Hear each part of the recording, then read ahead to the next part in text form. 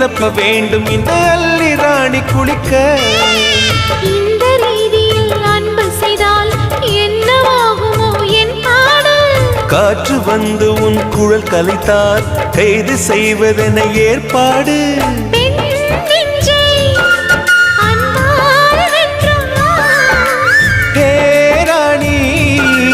அந்த இந்திரலோகத்தில் நான் கொண்டு தருவேன் நாள் ஒரு பூவீதம்.